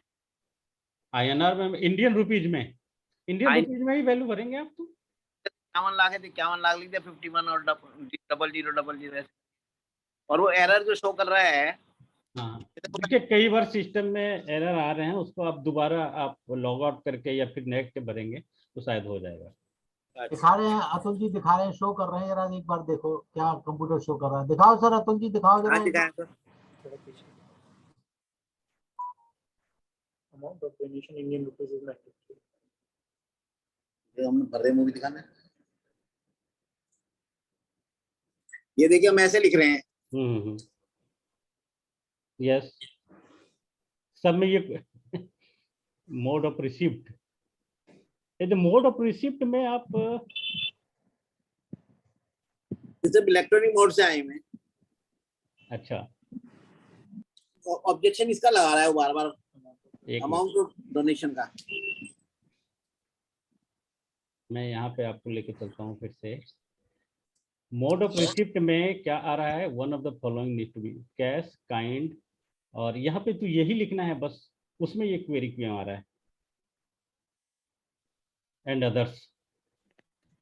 तो फॉर्म भरने में गलती हो रही होगी। हाँ, कहीं ना कहीं गलती हो रहा है, एक बार आप रिव्यू करें फॉर्म को फिर से। ठीक है, नेक्स्ट क्वेश्चन में लेता हूँ। In case of FCRA donation, we have not any detail, any of 7 ID of donor, then what we should do, whether we need to report in the form 10BD। देखिए FCRA donation ले रहे हैं तो यहाँ पे तो donor की identity तो आपके पास है। अब यहाँ पे इन्होंने एक ऑप्शन दिया हुआ है कि वहाँ का जो टैक्स रेसिडेंसी सर्टिफिकेट या फिर टैक्स का कोई नंबर है वो दीजिए। इसके अलावा भी अगर कोई कंपनी है तो उस कंपनी का जो वहाँ का जो रजिस्ट्रेशन नंबर है या पैन नंबर है वो भी यहाँ दे देंगे तो चलेगा। FCRA के केस में आपको ये फॉर्म 10BD भरा जाना चाहिए और उसकी आइडेंटिटी तो होती ही होती है, क्योंकि सैंक्शन लेटर वो सारा कुछ ऐसा कोई नहीं दे सकता। अगर कई बार क्या है कि ऑनलाइन आपको किसी ने दे दिया फॉरेन से, क्योंकि आपका वेबसाइट पे आपका गेटवे बना हुआ है और वहाँ पे कोई आपको कुछ समझ में नहीं आ रहा है, तो ऐसे केस में वो आप फॉर्म 10BD में आप उसको नहीं डाल पाएंगे और वो एनोनिमस ही माना जाएगा। सर मैं तो कुछ 2-3 सिचुएशंस लेना चाहता हूँ। अच्छा, पहला तो ये है कि जैसे कुछ जो मैनेजिंग कमेटी के लोग हैं जो, या जब भी मीटिंग मेंबर्स की होती है, दे पुट अ बॉक्स ठीक है, and every member has a liberty to put some donation income. Besides other donation which they are regularly receiving from other sources, but whenever the managing committee meets, they decided कि भाई ये क्या ना box रख दिया, उसमें जिसको जितना डालना है वो डाल दीजिए, and that amount is accounted for as a donation. से लास्ट में एक साल में 10-20 हजार रुपए आ गए, but names are not specified. First thing, this is the cash received by the institution, charitable institution, as a donation. Now how to show this amount as in 10 BD? देखिए सीधा सा फंडा ये है कि जो भी डोनेशन आप उसको क्वांटिफाई कर रहे हैं, उसको आपको उसके डोनर के आइडेंटिटी के साथ उसको अटैच करना ही पड़ेगा। नहीं, वो सर हो नहीं पाता ना, क्योंकि वहाँ पे अगर 15 आदमी नहीं हो पाता, या 10 डालता है, 20 डालता है, 50 डालता है, तो वो तो स्पेसिफाइड नहीं होता, किसी को नहीं पता किसने कितना डाला। हाँ, अगर उस डब्बे से निकला है 20,000 रुपए कैश में, उसको क्वांटिफाई कर लिया 20,000 है, बट दिया किसने है उसको हम किसी के आईडी से अटैच नहीं कर पा रहे हैं, एसोसिएट नहीं कर पा रहे हैं, तो वो एनोनिमस ही है। आईडी से अटैच करना, आइडेंटिटी से उसको अटैच करना बहुत जरूरी है। अच्छा, दूसरा क्वेश्चन जो अभी एक क्वेश्चन आया था, मैं उसको लेता हूँ कि अगर कोई डोनर वो कहता है जी मैंने चेक से पेमेंट किया है, वो आइडेंटिटी उसकी हमारे पास एस्टेब्लिश्ड है, उसका एड्रेस है, लेकिन वो अपना कोई है ना पैन नंबर वगैरह नहीं देता, वो कहता है कि भाई मैंने तो डोनेशन देनी थी, मेरी हार्दिक इच्छा थी, मैंने डोनेशन दे दिया, मेरे को इसका 80G भी नहीं चाहिए। तो वो है ना 10 BD के अंदर उसको हमने कैसे शो करना है, वो एक समस्या है। क्या हम उसका, जैसे हम लोग कभी इनकम टैक्स की रिटर्न वगैरह में या उसके एनेक्सेस होते हैं डालते हैं ना, वो एक है ना डमी पैन नंबर डालते हैं, तो क्या हम वो डमी पैन नंबर डाल सकते हैं, क्योंकि चेक आया है, पेमेंट आई है। देखिए डमी पैन नंबर डालें या ना डालें, उसको ATG की जरूरत भी नहीं है, वो चाहता भी नहीं ATG लेना। हाँ, देखिए ये तो फॉर्मल तरीका नहीं है, पहली बात कि डमी पैन नंबर डाल दें और सारी चीजें, वो एनोनिमस ही है। अगर वो कुछ भी, देखिए यहाँ पे ये जो इन्होंने 7 ऑप्शन दिए हैं ना आइडेंटिटी प्रूफ के लिए, अगर देख पा रहे होंगे आप तो इन 7 में से कोई एक होना चाहिए आपके पास। यहाँ पे देखिए बैंक अकाउंट नंबर यहाँ पे नहीं लिखा हुआ है। वैसे केस में कि बैंक से ट्रांसफर हो गया जी, तो बैंक अकाउंट नंबर का अगर ऑप्शन होता ना, तब भी वो उसकी आइडेंटिटी क्रिएट हो जाती, क्योंकि इनकम टैक्स वाले जो हैं, नहीं सर, उसका नाम भी है, वो एड्रेस भी है, उसकी रसीद भी कटी हुई है, उसके नाम सब चीजें हैं। Yes, but he is not giving the pan number, Aadhaar number और जो भी इसमें अगर वो नहीं देते हैं तो फिर एनोनिमस ही होगा, क्योंकि अगर वो बैंक से दे दिया तो बैंक अकाउंट नंबर अगर डालने का ऑप्शन होता तो हम यहाँ डाल देते। हमें एक कोई सेलेक्ट करना है और फिर उसी से रिलेटेड उसके आईडी नंबर भरने हैं हमें, तो ये हम सेलेक्ट ही नहीं कर पाएंगे, तो 10 BD में रिपोर्ट ही नहीं हो पाएगा, ये दिक्कत। अच्छा, थीसिस, हाँ बताइए आप। हाँ, तो इसमें यही दिक्कत है कि हम सेलेक्ट नहीं कर पाएंगे, यहाँ पे सेलेक्ट नहीं कर पाएंगे, लेकिन वो एनोनिमस तो नहीं है। हाँ, एनोनिमस नहीं है, बट आप जब आपके मान लो आपके क्वेरी हो गई डिपार्टमेंट से, स्क्रूटनी में ये चीजें आ गई, ठीक है ना, तो वहां पे वो बोलेंगे कि भैया ये एनोनिमस में मानूंगा, आप बोलोगे नहीं ये तो कहीं से आया है जी, ये बैंक अकाउंट नंबर रहा और यहाँ से आप वेरीफाई कर सकते हो। वो इनकम टैक्स वाले तो आराम से वेरीफाई कर लेते हैं बैंक को। इसका मतलब ये हुआ कि जब मेरी तो यहाँ पे वो अगर इस तरह से वो वेरीफाई कर लेते हैं तो फिर आपको टेंशन नहीं है, वो इसको एनोनिमस नहीं मानेंगे, जैसा अभी वेद सर ने भी बोला, एनोनिमस नहीं मानेंगे। बट जहां तक उस डोनर को बेनिफिट होने की बात थी, उनको बेनिफिट नहीं, वो लेना ही नहीं चाह रहा था, तो उनको बेनिफिट नहीं हुआ। नहीं सिंह साहब, मैं थोड़ा सा ऐड करूं यहाँ पर कि देखिए इनकम टैक्स डिपार्टमेंट में कोई भी कंफर्मेशन विदाउट पेन के लिए पूरी नहीं होती, चाहे वो लोन हो, चाहे डोनेशन हो, चाहे कुछ भी हो। आप यदि आप चेक से पेमेंट डोनेशन ले रहे हैं और आपके पास आधार भी है लेकिन पेन नहीं दे रहे हैं, तो असेसिंग ऑफिसर इसको एनोनिमस मान करके सीधा टैक्स लगा देगा, उसके बाद आप अपील में जाते रहना। मेरा मन से देखो एओ तो यही चाहेगा कि टैक्स लगा दे, आपको एस्टेब्लिश करना है उस समय, अगर उस समय आपने एस्टेब्लिश कर दिया बच गए। It means filing of this form 10 BD will create a situation where the litigation with the department on donation, though they are genuine, will increase. देखिए सर, ये 10 BD का जो स्वरूप अभी हम देख रहे हैं, ये अगले साल पूरा डिफरेंट होने वाला है। इसमें बहुत सारी चीजें और इंक्लूड सर करेंगे। देखिए मेरी बात सुनिए, जब होगा वो डिफरेंट होने वाला एक बात की बात है। आज की जो सिचुएशन हमको उसको डिस्कस करना है। Yes yes yes. सिचुएशन ये आ जाती है कि अगर कोई अमाउंट आपका इसमें नहीं आ पा रहा है because of the limitation given in the form, and we are not even to give we are not in the position to give the information in that form, then that amount given, total sum of the amount given in this form will not tally with my audit report as well as with my income tax return. And then the difference will be there. The how department will take up, that means that litigation will increase, will start. हाँ, litigation के यहाँ पूरे chance हैं। Maybe my tax liability will definitely, the charitable institution will have a definitely tax liability, additional tax liability, which is not warranted also. हालांकि इस बार का जो audit report है 10B, उसमें ये अलग तरीके से एक एक्स्ट्रा इंफॉर्मेशन मांगने जा रहे हैं। अभी शायद मेरे ख्याल से नोटिफाई नहीं हुआ है, बट मेरी चर्चा हो रही थी सुना है, चर्चा है उसकी, है ना। तो उसमें वो बाइफरकेट करके डोनेशन को वो बाइफरकेट करके मांगेंगे कि स्पेसिफिक कितना है, CSR कितना है, गवर्नमेंट ग्रांट क्या है, एनोनिमस कितना है, 10BD में आपने क्या फाइल किया है, ATG का क्या है, वो सब कुछ वो अलग अलग वो मांगने वाले हैं। तो मेरे ख्याल से वैद सर यहाँ पे हैं तो और प्रकाश डाल पाएंगे। आज ही मेरी चर्चा हुई थी जी। Yes sir. मैं सर अभी जो फॉर्म नंबर 10B अब जो इन्होंने नया ड्राफ्ट जो अभी भेजा है, अभी नोटिफाइड हो जाएगा कुछ दिनों में। उसमें इन्होंने बिल्कुल क्लियरली जो आपकी टोटल डोनेशन आ रहे हैं उससे क्लियरली उन्होंने रिकंसिलेशन बनाया है। पहले उन्होंने कॉलम दिया हुआ है, जैसे सपोज आपने 100 रुपए का टोटल डोनेशन रिसीव हुआ है जो कि आपके इनकम एक्सपेंडिचर से मैच है।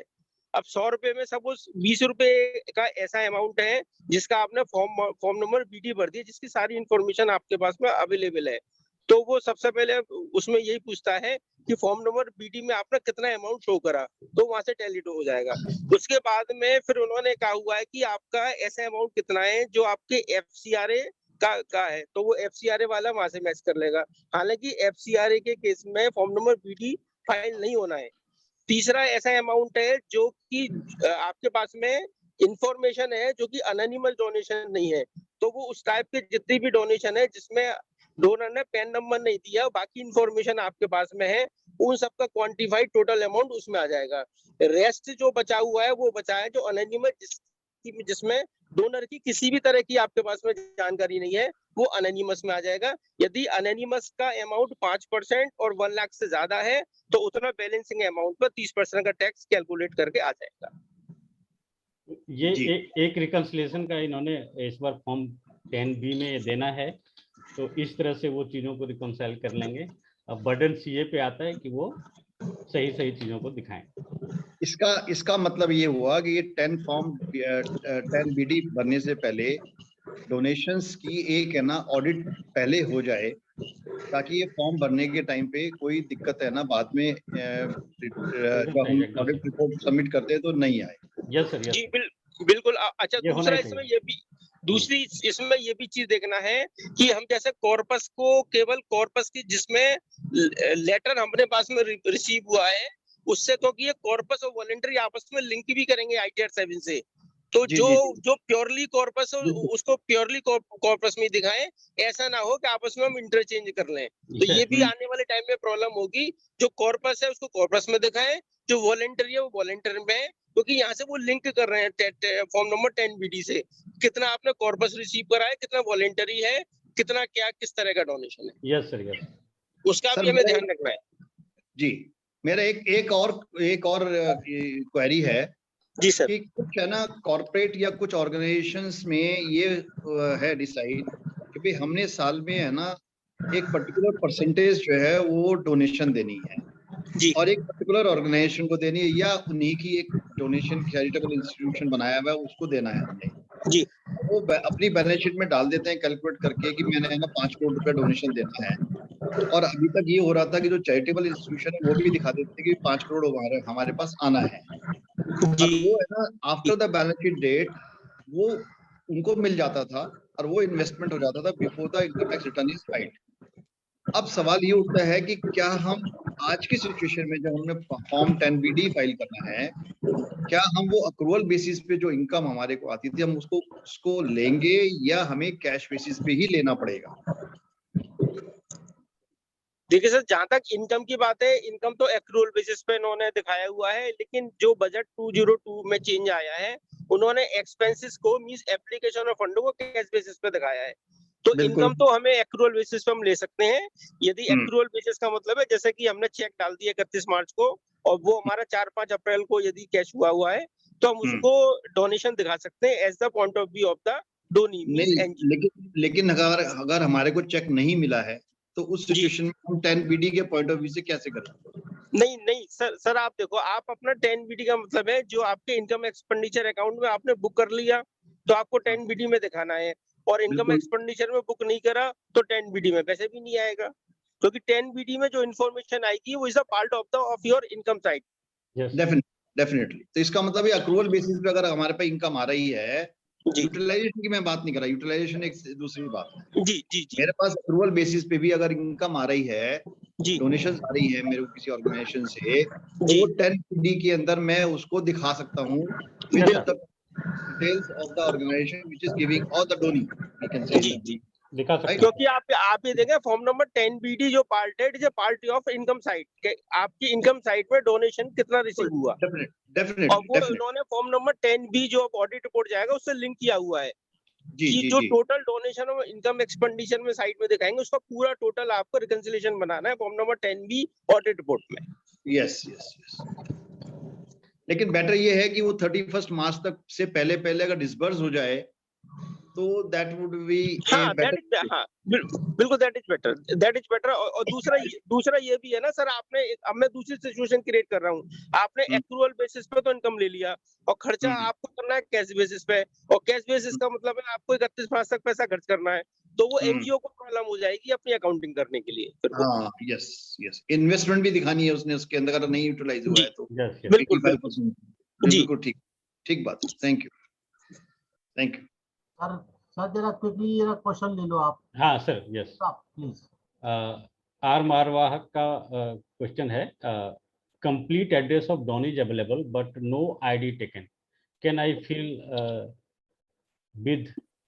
नहीं, ऐसा कुछ आप नहीं लिख सकते। आपको एक वैलिड आइडेंटिफिकेशन नंबर आपको देना पड़ेगा, आप ऐसे ही कुछ डाल नहीं सकते। Ashish Garg ji, in continuation whether their details should be file in form 10BD, ये पता नहीं क्या आपने पूछा था।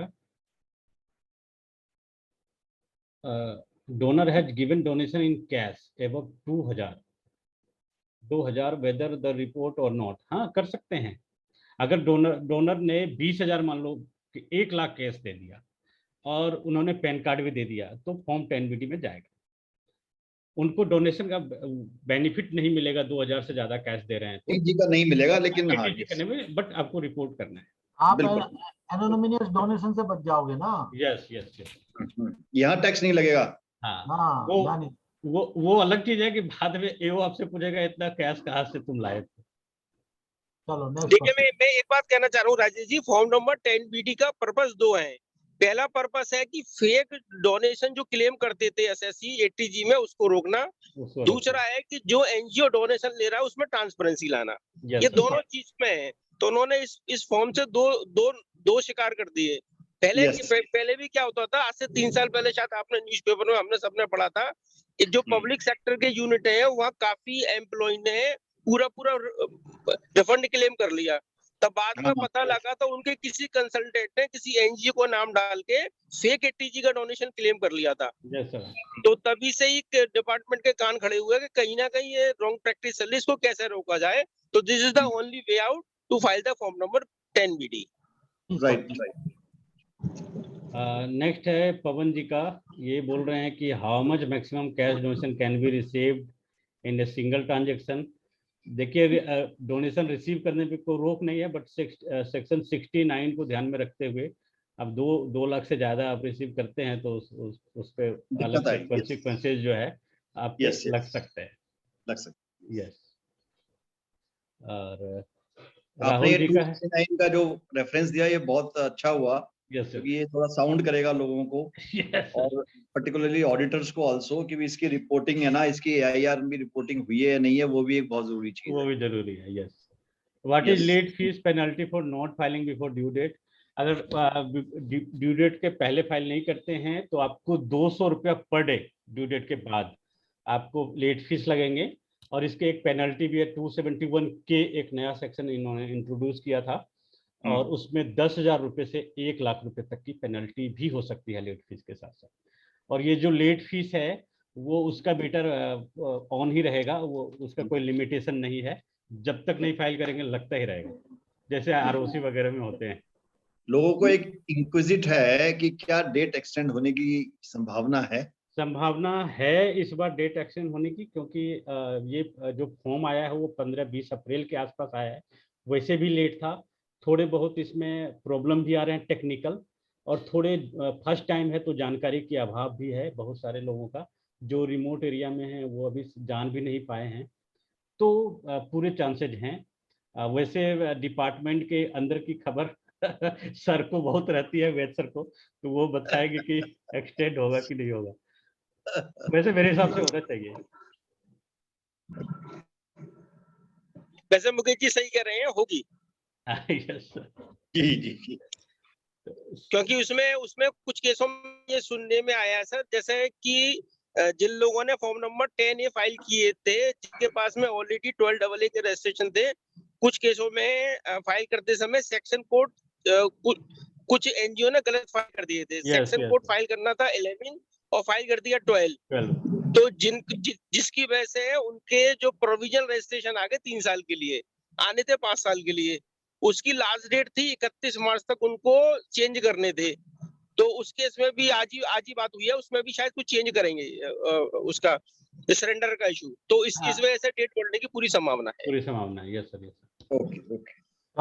CSR to be file under ATG। अब देखिए जनरली क्या हो रहा है, जो CSR जो कंपनी जो देती है CSR फंड एनजीओ को, वो ATG का सर्टिफिकेट भी ले लेती है, उनको एनजीओ ATG का सर्टिफिकेट भी इशू कर देते हैं।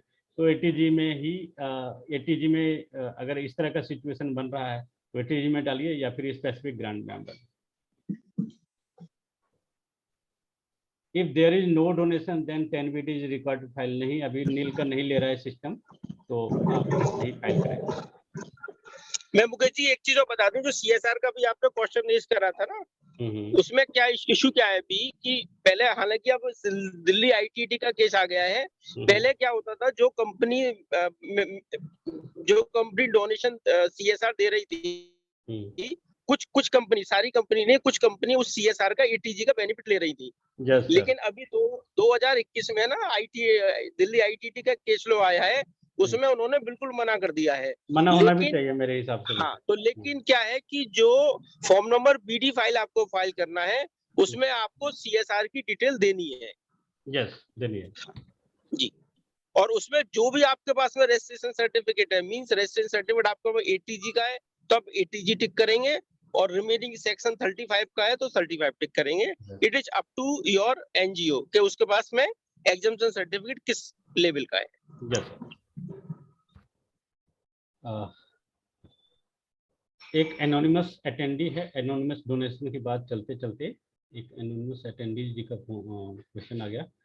How to treat donation that are given for a specific purpose from individual if not received from a government department and nor for CSR purpose, will it be categorise as other और specified? नहीं, अगर specific direction के साथ individual से आया है तो उसको कॉर्पस में कैटेगराइज करें। 3 ऑप्शन दिया है, कॉर्पस, स्पेसिफिक ग्रांट और अदर्स। तो अगर इस तरह का स्पेसिफिक डायरेक्शन के साथ है, इंडिविजुअल से आया हुआ है, तो उसको कॉर्पस में जाके करें। Donation of immovable property by one trust to another trust with similar object, what is the tax implication? देखिए, 2 चीजें, थोड़ा सा टाइम नहीं है फिर भी मैं बता देता हूँ।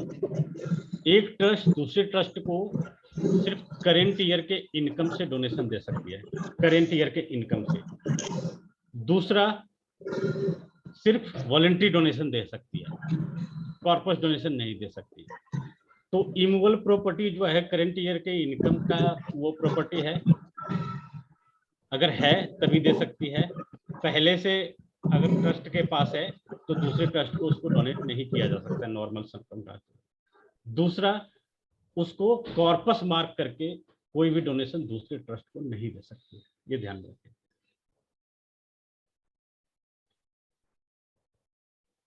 राहुल जी का सवाल है, whether donor can be added in revise form filing और original entries can be modified only and no addition is possible. देखिए इसका तो अभी इस पे भी थोड़ा सा क्लैरिफिकेशन आना बाकी है, क्योंकि जब हम टीडीएस का रिटर्न फाइल करते हैं तो रिवाइज फॉर्म में हम वैसे इसका भी डाल देते हैं जिनका हमने ओरिजिनल में नहीं फाइल किया था, वैसे भी डिडक्टी का इंफॉर्मेशन डालते हैं। बट यहाँ पे मुझे लगता है कि जो नए डिडक्टर जिसका आपने ओरिजिनल में नहीं डाला है उनको ड्यू डेट के बाद आप डाल नहीं पाएंगे रिवाइज वाले फॉर्म में। अगर डालते हैं तो फिर वो 200 रुपये का वो आपका वो लग जाएगा, शुरू हो जाएगा, माना जाएगा कि आपने बाद में किया। जो ओरिजिनल में जो मिस्टेक्स हुए हैं, जो गलतियां हुए, उसी को रिवाइज में आप ठीक कर सकते हैं, एडिशनल नहीं डाल सकते। वैद सर इस पे क्या कहेंगे? मेरे ख्याल से वैद सर अभी नहीं है। सर मेरा मानना ये है कि अगर हम रिवाइज कर रहे हैं तो जो ओरिजिनल की जो गलतियां हैं उसकी वजह से नहीं कर रहे हैं, रिवाइज इसलिए कर रहे हैं कि we can add some other things also and delete also. It is not rectification, it is a revision. Revision में we can do the revision part, delete some entries which are not correct and add the entries which are correct. That is the revision हम income tax में करते हैं return में। तो revision में उसका purpose भी यही होता है कि इनकम हम रिवाइज कर सकते हैं, हम डिडक्शंस और क्लेम जो करते हैं वो भी हम कर सकते हैं। नहीं तो यहाँ पे जो ऑप्शन इन्होंने दिया है मल्टीपल फॉर्म 10BD फाइल करने का, अगर छूट गया है आपका तो आप दूसरा 10BD फॉर्म फाइल कर लो विद इन ड्यू डेट। तो ये हमें रोकता है, क्योंकि टीडीएस में ऐसा नहीं है कि दोबारा टीडीएस 26Q या 24Q फाइल इनकम टैक्स की रिटर्न की बात कर। हाँ, तो मुझे लगता है कि यहाँ पे वो एडिशनल अलाउ नहीं करने वाले हैं। एडिशनल का मतलब है लेट हो गया आपका, विद इन ड्यू डेट आप दूसरा फॉर्म फाइल करने का इन्होंने ऑप्शन दे दिया है। चलो सर नेक्स्ट चलो। यस सर, नेक्स्ट चलो। If no donation have been received, then should the SSC still file nil return? ये मैंने बोल दिया, ये नहीं होगा, नहीं हो पा रहा है ये। संजीव जी का unique registration number under new scheme received in March 22 for assessment और 22-23 is this mentioned in the form 10BD and negative impact of that? नहीं, यही डालना है आपको, यही वाला जो आपको रिसीव हो गया है मार्च में उसी को डालना है। Whether donation received and to be reported in FCRA is to be reported. Whether donation received and to be reported in FCRA is to be reported. देखिए यहाँ पे इन्होंने जो एक आइडेंटिफिकेशन नंबर जो बोला है कि अगर फॉरेन कंट्री में फॉरेन जिसमें डोनेशन आ रहा है तो आप फॉरेन का जो आइडेंटिफिकेशन नंबर है वो डालें। उससे ये समझ में आता है कि FCRA को भी हमें डालना है यहाँ पे। तो और एक जो अमाउंट वाला जो कॉलम है वहाँ भी इन्होंने लिखा है कि इंडियन रुपीज, और क्लैरिफाई भी बाद में किया है कि अगर आपको फॉरेन करेंसी में डोनेशन रिसीव हुआ है तो इंडियन रुपीज में उसको कन्वर्ट करेंगे। तो इससे भी ये समझ में आता है कि आप फॉरेन कंट्रीब्यूशन जो आपको आ रहा है फॉर्म 10BD में डालना चाहिए, ये मेरे हिसाब से। अंडर व्हाट हेड इज जी इसमें जो गाइडेंस नोट आया, हाँ यस सर, यस सर, जो गाइडेंस नोट आया, हाँ हाँ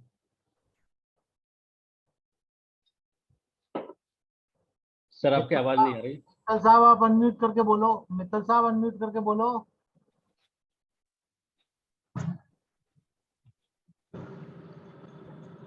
हाँ बोलो सर, मित्तल साहब बोलो। सर मैं ये कह रहा था, जो अभी जो गाइडेंस नोट इन्होंने परसों इशू करा है वो सीए इंस्टीट्यूट में, उसमें लिखा हुआ है कि FCRA का कोई भी डोनेशन की डिटेल आपको फिल करने की जरूरत नहीं है। ठीक है भाई साहब, ठीक है। हाँ तो फिर वो एक्सटेंड ले सकते हैं हम, लेकिन दो जगह पे ऐसा फील होता है कि FCRA का रिटर्न डालना चाहिए, क्योंकि एक फॉरेन का ही आइडेंटिफिकेशन नंबर मांग रहे हैं एक जगह, और एक जगह बोल रहे हैं कि अगर बाहर का कोई किसी दूसरे में तो इंडियन रुपीज में कन्वर्ट करो। तो मुझे लगा ऐसा इस पे और क्लैरिफिकेशन की आवश्यकता है शायद। हालांकि इंस्टीट्यूट का एक गाइडेंस नोट कल परसों ही आया है, उसमें इन्होंने तो अपना परसों ही आया, उसमें लिखा हुआ है इन्होंने कोई FCRA की डिटेल फाइल नहीं करनी है। और वैसे मैंने भी इंटरनली पूछा था तो उन्होंने भी मना कर दिया था। अच्छा जी, under what head CSR donation to be? CSR donation 80G या 35, दोनों में से जिसका रजिस्ट्रेशन आपके पास है उसी को अप्रूव करेंगे, जैसा अभी सर ने भी कंफर्म किया इस चीज को। One of our esteemed members showed error report in Excel. My suggestion is to remove comma. अच्छा, ये सजेशन दे रहे हैं, क्वेरी नहीं है, तो remove comma in column and then try again. तो एक बार इस तरह से आप करके देखिएगा तो शायद आपका वो आ जाएगा।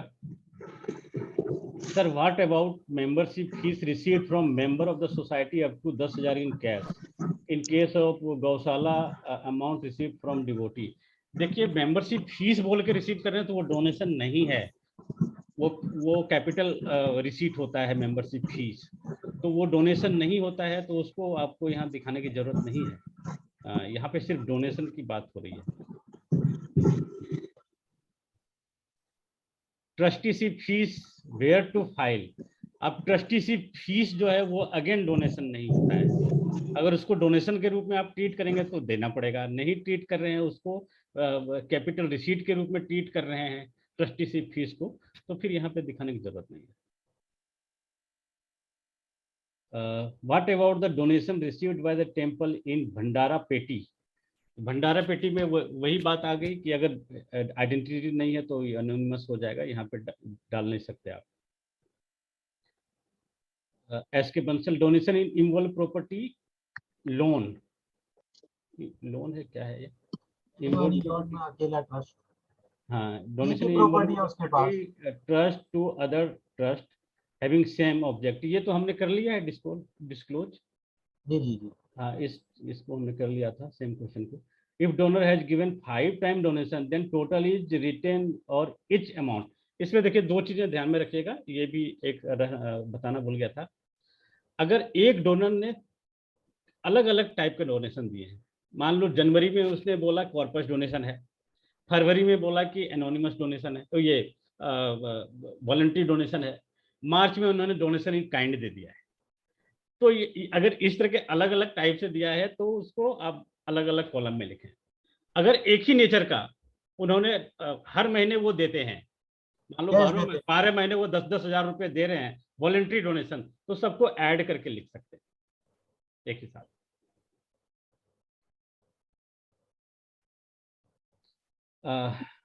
एक क्वेश्चन है, can a society take membership fee from member ₹1 per month in cash 12 per annum? How much can be received from a member other than donation? तो वो तो अभी बोल दिया है कि रिसीव आप कर सकते हैं, आप कॉन्सिक्वेंसेज देख लीजिएगा अदर प्रोविजन का 69 का, और डोनेशन नहीं है तो इनके तरफ से दे सकते हैं। If trust issue 80G certificate against CSR donation, would that not support the donor in claiming a deduction? हाँ, ये डालना पड़ेगा आपको। 80G सर्टिफिकेट रिसीव कर रहा है तो आपको 10BD में CSR को भी डालना पड़ेगा। Sir, what is difference between specific grant and other in the form 10BD? Specific grant वही होता है जो स्पेसिफिक, जैसे कि गवर्नमेंट से कोई ग्रांट मिल रही है, या फिर जो कॉर्पस डोनेशन है, ये CSR डोनेशन है, ये स्पेसिफिक ग्रांट के कैटेगरी में रखें, और जो अदर हैं उसमें जो वॉलंटरी डोनेशन होते हैं नॉर्मली, वो अदर वाली कैटेगरी में रखेंगे, बाकी कॉर्पस का एक अलग से कैटेगरी मेंशन किया हुआ है। एक लास्ट क्वेश्चन ले रहे हैं सुनील सिंगल जी का, trust registered under section 80G 2B as place of historical importance, whether is required to file 10BD? ये देखिए, जो भी ट्रस्ट अप्रूव्ड हैं, 2 तरीके के 80G वाले ट्रस्ट हैं हमारे यहाँ। एक अप्रूव्ड हैं जो इनकम टैक्स डिपार्टमेंट में हम एप्लीकेशन फाइल करके अप्रूव कराते हैं। एक ट्रस्ट है नोटिफाइड, जो बड़े बड़े मंदिरों को नोटिफिकेशन, जैसे अभी राम मंदिर को भी नोटिफाइड किया गया है 80G में।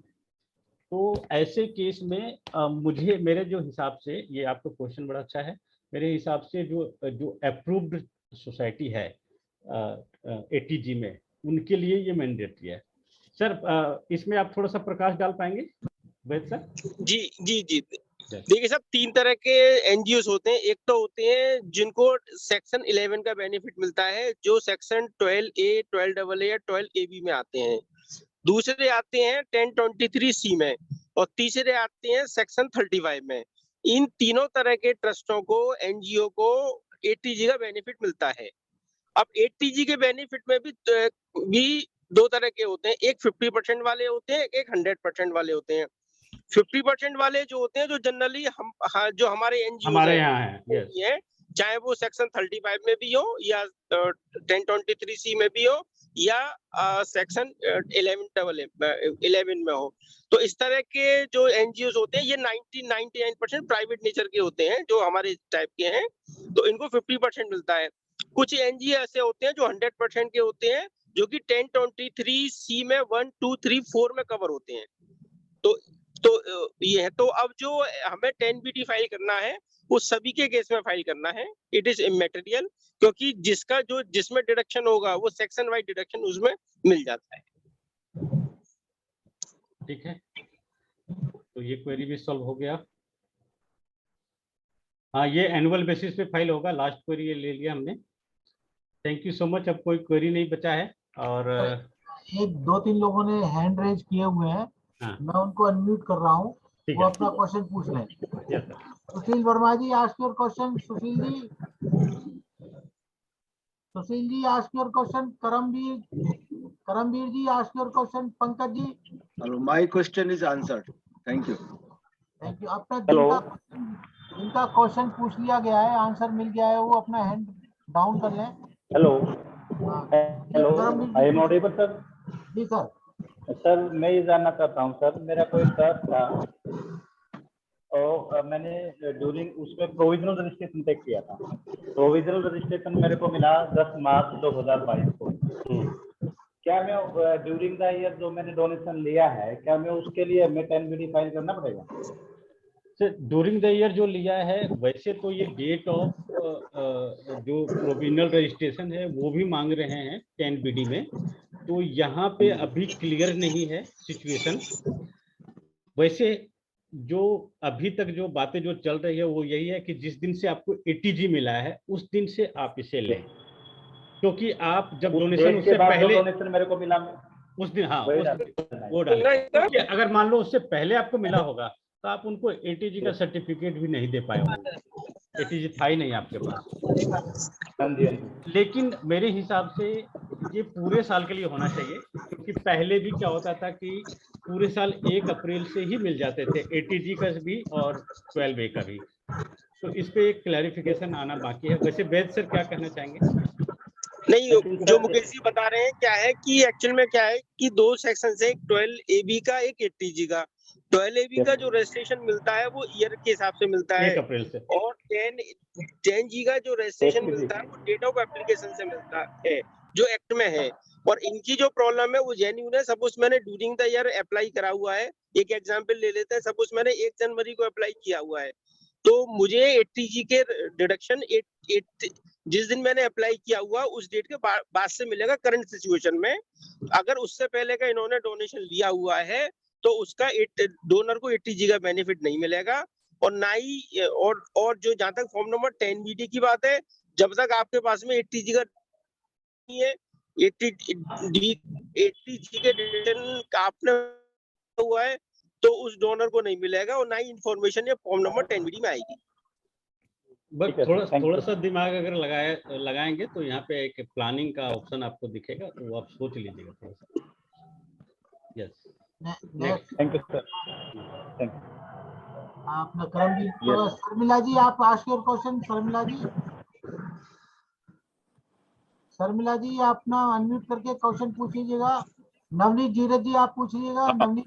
हाँ, नमस्कार जी, can you hear me? Yes sir. हाँ सर, मैंने वो पूछे थे, मैंने 2-3 क्वेश्चन, जिसमें मैंने एसआर का पूछा था कि उसको अगर हम क्लासिफाई करके देंगे एटीजी में और वो डिडक्शन ले लेगा, तो वो तो गवर्नमेंट का इंटेंट नहीं है कि वो आपको डिडक्शन दे। हाँ, तो अभी मेरे डोनेशन, कोई एक ट्रस्ट को 50 लाख का सीएसआर मिल गया, वो मैं उसको एटीजी का डोनेशन दे दूंगा तो 25 लाख की वो डिडक्शन ले लेगा। हाँ, देखिए वो होना भी नहीं चाहिए। अभी सर ने बताया कि एक दिल्ली हाई कोर्ट का एक अभी जजमेंट भी आ गया है, जिसमें कि मना कर दिया उन्होंने। बट ऐसा प्रैक्टिस में चल रहा था। मैं तो इस चीज का शुरू से विरोध कर रहा था, क्योंकि जो सीएसआर है वो एप्रोप्रिएशन ऑफ नेट प्रॉफिट है कंपनी के लिए, और ये मैंडेटरी कंप्लायंस है कंपनी, वेरी राइट, है ना, इट इज नॉट, डिडक्शन नहीं मिलना चाहिए, it is not to be allowed as an expense. तो मैं अब उसको क्लासिफिकेशन एटीजी दे दूं तो सर्टिफिकेट मेरे को देना पड़ेगा, और वो डिडक्शन ले लेगा कि जी ये देखो सर्टिफिकेट तो गवर्नमेंट ने दिया हुआ है और उसी पे मैं डिडक्शन ले रहा हूँ, तो सारा भी हो जाएगा सर, हम खुद फंसेंगे उसके अंदर। तो ये गवर्नमेंट को फॉर्म अमेंड करना चाहिए। क्वेश्चन का आंसर दे रहा हूँ, जो मैं आपके क्वेश्चन का आंसर दे रहा हूँ, क्योंकि उसमें ऑप्शन उसमें दिया नहीं है, 80G का ऑप्शन दे रखा है और सेक्शन 35 के ऑप्शन दे रखा है। यदि एक्चुअल में क्या होता है, कोई भी सब उसमें दूसरा एग्जांपल दे रहा हूँ, कोई डोनेशन दिया हुआ है, मैंने 80G का डोनेशन दिया हुआ है और मैंने 80G का मेरे पास सर्टिफिकेट आ गया। अब ये 80G का डिडक्शन लेना ना लेना ये मेरे परव्यू पे ऊपर डिपेंड करता है। बहुत सी एसएससी ऐसे भी हैं जो डोनेशन देते हैं और कहते हैं जी मुझे 80G का डिडक्शन नहीं चाहिए, तो वो क्लेम नहीं करते। दूसरा आपका जैसे सीएसआर वाला पॉइंट है, तो सीएसआर के पॉइंट में अगर कंपनी ने सीएसआर दिया हुआ है और सीएसआर में यदि कंपनी 80G का डिडक्शन लेना भी चाहती है तो वो उनको मिलेगा ही नहीं, वो बाद में रिवर्ट बैक होके आ जाएगा उनके पास। वही कह रहा हूं सर, क्योंकि अब क्या है कि सीएसआर क्योंकि अब क्या है कि सीएसआर 2B फॉर्म जा रहा है। सीएसआर 2 फॉर्म जो एमसीए की साइट पर अवेलेबल है उसमें पूरी डिटेल जाएगी और सीएसआर के केस में 80G का डिडक्शन उनको मिलना ही नहीं है। नहीं मिलना, लेकिन हम हैंड इन ग्लव हैं। हम गवर्नमेंट का जैसे टीडीएस सर्टिफिकेट है, भारत सरकार के ऊपर स्टैंप लग के जा रही है, 80G का हम 10B में सर्टिफिकेट दे जिसमें भारत सरकार की स्टैंप लग के जा रही है, तो हम उसमें हैंड इन ग्लव नहीं है कि हम 80G का सर्टिफिकेट है, उनको ये फैलेसी है आपके सर मैं बताऊं, हैंडेड क्लब नहीं, ये एक्चुअली बाय सर्टिफिकेट निकल रहा है फॉर्म नंबर 10BDE में, ये बाय डिफॉल्ट निकल रहा है, क्योंकि जो आपने बीडी में इंफॉर्मेशन भरी हुई है वही इंफॉर्मेशन बीई में आएगी। लेकिन जो कंपनी सीएसआर दे रही है वो 80G का यदि डिडक्शन क्लेम करती है तो वो रॉन्ग कर रही है, बाद में एडवैक होकर उसकी डिमांड क्रिएट हो जाएगी। मेरी सिर्फ सबमिशन सर ये है कि ये फॉर्म अकॉर्डिंगली मॉडिफाई होना चाहिए, इसमें फैलेसी है, तो ये गलत रिपोर्टिंग हो रही है सर। ये इंफॉर्मेशन ऑलरेडी जा चुकी है, चूंकि फर्स्ट टाइम निकला है तो मॉडिफाइड होगा, समय मॉडिफाइड होगा सर। Yes sir. तो अभी फिर ऐसी रिटर्न को रोक लेना। जी होगा, आने वाले टाइम में और काफी चीज इंसर्ट होगी इसमें सर। अभी जी अब कोई क्वेश्चन है नहीं, मुझे लगता है नवीद जी का ही पूरा हो गया। अश्विनी जिंदल जी ने लेट ज्वाइन किया है। जिंदल साहब आपका कोई क्वेश्चन है जलंधर से? नहीं सर, कोई क्वेश्चन नहीं, हमने आपसे पूछ लेना है, आपने आगे रतन जी से और मुकेश जी से पूछ लेना है। Anyway, thank you Ved ji and Mukesh ji. Thank you sir. And I request Sunil Dhamija ji for a formal vote of thanks. Over to Sunil Dhamija ji. दमीजा जी, दमीजा जी काफी ऊंची कुर्सी पे बैठे हैं, खड़े हैं वो उस पे। जी sir. Thanks a lot. Very illustrative and educative analysis of the Form 10B by Mayank ji. Very nice. Mukesh Singh ji. There are various still complex issues attached to the conditions received by the trust, and I think the attempt of the department is to link that and cross-verify with the return of income ultimately. So I think it is just the beginning of the filing of the form right now, but in the coming years, we can expect, as Mukesh ji apprised us, that it shall be cross-linking of both the area. Yes. Very nice, nicely been explained, and good attempt to do the things. I would request Rajesh ji, next time if we can hold something on FCRA also, that is the area where I think we need to educate our members. Thanks a lot. Sure, thanks sir, everyone for joining. And thank you. Thank you so much, sir. Thank you, Ved ji. Special thanks to Ved Mittal sir. Thank you, sir. Thank you.